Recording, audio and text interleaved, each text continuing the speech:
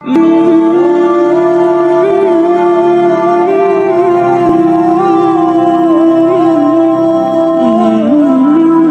مرتبہ حضرت عیسیٰ علیہ السلام ایک قبرستان کے قریب سے گزر رہے تھے تو اس قبرستان میں ایک شخص ایک قبر کے پاس بیٹھ کر زارو قطار رو رہا تھا۔ یہ دیکھ کر آپ علیہ السلام نے پوچھا کہ تم کیوں رو رہے ہو؟ تمہارے رونے کی وجہ کیا ہے؟ تو وہ شخص کہنے لگا کہ یہ میری بیوی کی قبر ہے، ہم دونوں ایک دوسرے سے بہت پیار کرتے تھے اور میری بیوی کا انتقال ہو گیا، میں اس کی جدائی برداشت نہیں کر سکتا، اس لیے میں اپنی بیوی کی قبر کے پاس بیٹھا ہوں۔ ہماری آپس میں اس قدر محبت تھی کہ ہم دونوں نے وعدہ کر لیا تھا کہ ہم دونوں میں سے جو بھی پہلے فوت ہوگا وہ دوسرا اپنی تمام عمر اس کی قبر پر گزارے گا۔ حضرت عیسیٰ نے فرمایا جب تمہاری آپس میں اتنی محبت تھی تو تم اپنی آدھی زندگی اپنی بیوی کو بخش دے۔ آپ علیہ السلام نے فرمایا میں دعا کروں گا تو وہ اللہ کے حکم سے زندہ ہو جائے گی۔ اس نوجوان نے اس بات کو غنیمت سمجھا اور اپنی آدھی زندگی اس کو دینے کا حضرت عیسیٰ علیہ السلام کے سامنے اقرار کر دیا۔ حضرت عیسیٰ علیہ السلام نے دعا کی تو عورت قبر سے زندہ ہو کر نکل آئی۔ جب نوجوان نے اپنی بیوی کو دیکھا تو بڑا خوش ہوا اور خوشی کے مارے اچھلنے لگا۔ اس کے بعد عیسیٰ علیہ السلام وہاں سے چلے گئے۔ نوجوان نے اپنی بیوی کے زانو پر سر رکھ کر خوشی میں بے غم ہو کر سو گیا۔ اتنے میں وہاں سے ایک نوجوان خوبصورت شہزادہ جو شکار کے لیے آیا تھا وہاں سے گزرا۔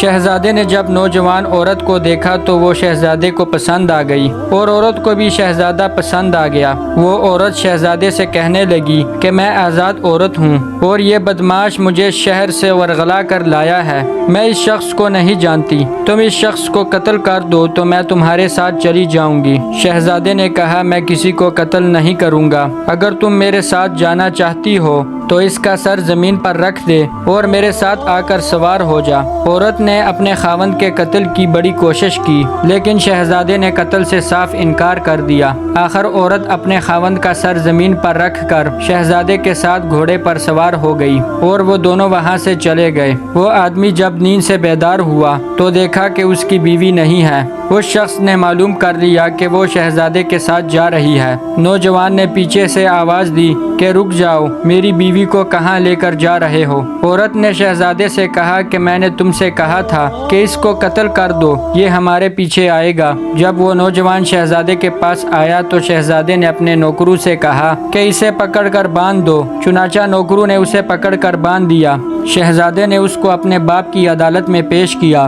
بادشاہ نے اس نوجوان سے دریافت کیا کہ یہ عورت کون ہے؟ اس نے کہا میری بیوی ہے۔ جب عورت سے پوچھا تو وہ کہنے لگی یہ بدماش ڈاکو ہے، مجھے شہر سے پکڑ کر لایا ہے۔ بادشاہ نے نوجوان سے کہا کہ اگر یہ تیری عورت ہے تو گواہ پیش کر۔ نوجوان نے کہا کہ میرے گواہ حضرت عیسیٰ علیہ السلام ہے۔ بادشاہ نے کہا اگر عیسیٰ علیہ السلام تیرے گواہ ہیں تو ان کا تو کوئی ٹھکانہ نہیں ہے، لہٰذا تم دونوں قید میں رہو، جب حضرت عیسیٰ علیہ السلام آئیں گے تو تمہارا فیصلہ ہوگا۔ ادھر حضرت عیسیٰ علیہ السلام کے پاس وحی آئی کہ فلاں ملک کے بادشاہ کے پاس جا، اور بعض روایت میں ہے کہ رات کو خواب میں وہ نوجوان ملا اور اپنا ماجرا سنایا۔ بہرحال صبح کو حضرت عیسیٰ علیہ السلام اس بادشاہ کے پاس پہنچ گئے۔ بادشاہ نے حضرت عیسیٰ علیہ السلام کو بڑے ادب و احترام کے ساتھ اپنے پاس بٹھایا اور اس نوجوان کو اور عورت کو پیش کیا۔